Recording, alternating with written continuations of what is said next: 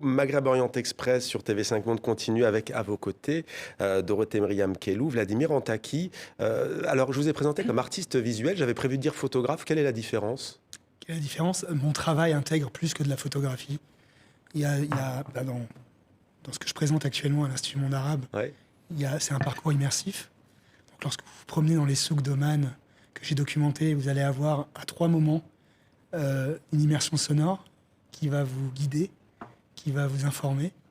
Et j'intègre de plus en plus de la réalité augmentée à mon travail, du son, du texte. C'est pas juste de la photographie.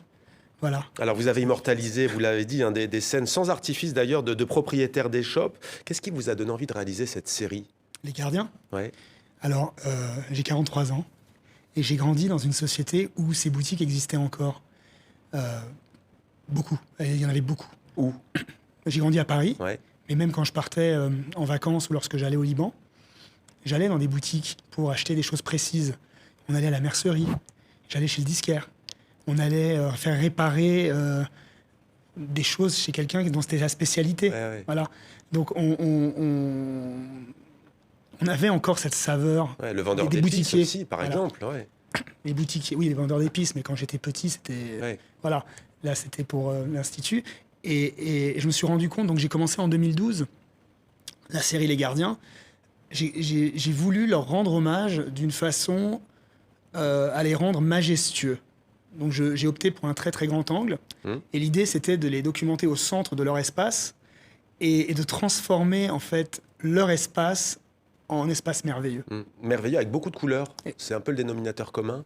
Ouais, parce qu'on est, on est dans la réalité, mais en même temps interprété par l'artiste.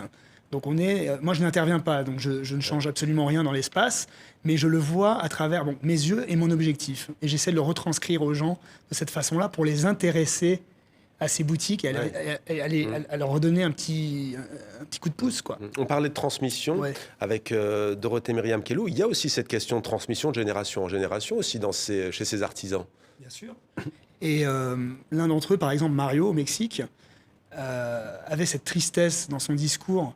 Au départ, il ne voulait pas me laisser le photographier. Il m'a dit, je suis le dernier de ma génération, ça fait 210 ans qu'on fait ça dans notre famille. Et là, il n'y a personne pour prendre la relève. Parce que même l'Église nous a abandonnés, l'Église achète en Chine. Et ça m'a bouleversé, c'était en 2014. Et je suis sûr que Mario, aujourd'hui, qui était déjà assez âgé à l'époque, n'est plus là, en fait. Et personne n'a repris sa boutique. Ouais. Oman, parlez-nous d'Oman, donc les souks de Salalah et de Mascate. Ouais. C'est un pays qui vous a fasciné? Les gens m'ont fasciné, ouais. J'ai trouvé ce peuple absolument adorable, serviable. Et moi, j'y étais pour cette mission là d'aller documenter les gardiens du parfum. Ouais. Et je me suis lié d'amitié avec certaines des personnes qui sont devenues mes guides, en fait. Donc on s'est retrouvés dans les souks à communiquer comme on peut. Moi, j'ai un arabe cassé. Ils me comprenaient, moi, je les comprenais un peu et tout. Et ils étaient hyper motivés à me rendre heureux. Je sais pas comment vous expliquer. C'est-à-dire que moi, ça me rendait heureux de leur rendre hommage, mais eux, ils étaient heureux de me rendre heureux.